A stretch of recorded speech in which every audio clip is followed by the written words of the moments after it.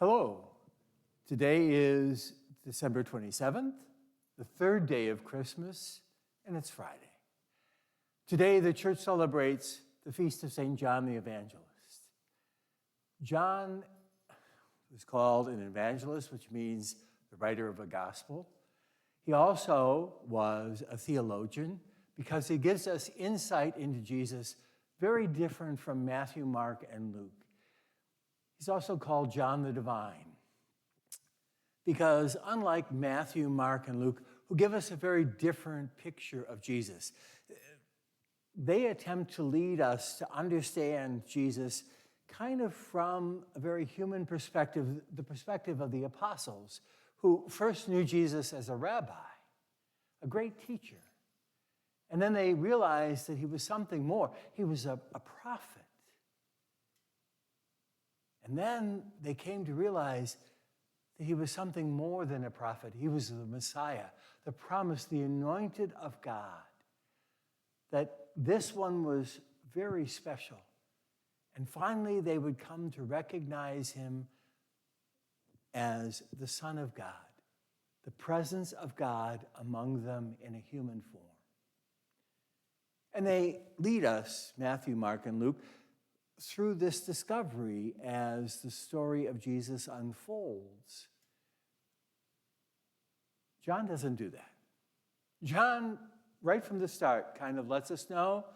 He talks about, in the beginning was the Word, and the Word was with God, and the Word was God. And the Word was made flesh and dwelled among us. He talked about the Son of God coming down and living among us.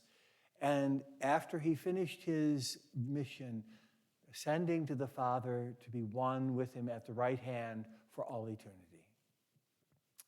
John gives us a very different picture of Jesus, who always lived in a union with his Father.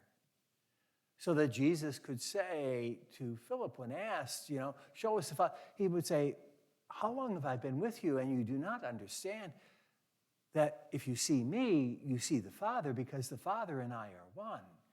He lived in that union all of his life, which enabled him to go through the rejection and opposition and the suffering and the pain.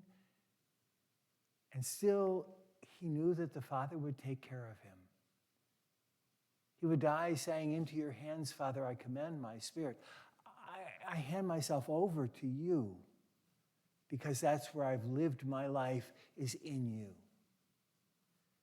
And there's an important aspect about your life and mine in that, because our lives sometimes have difficulty and sorrow and pain.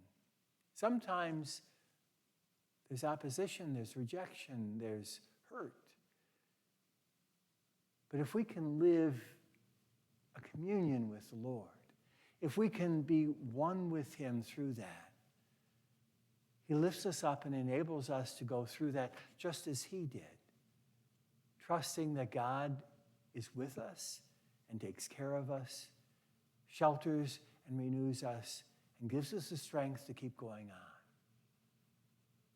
on. John gives us an important insight into Jesus and into our life in Christ as well.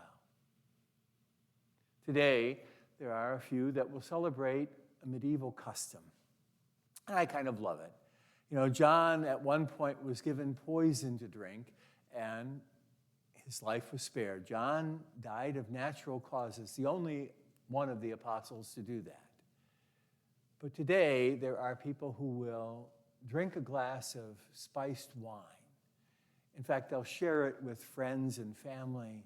And as they share it, they will say, drink to the love of St. John, the love that St. John revealed to us. Drink to that love.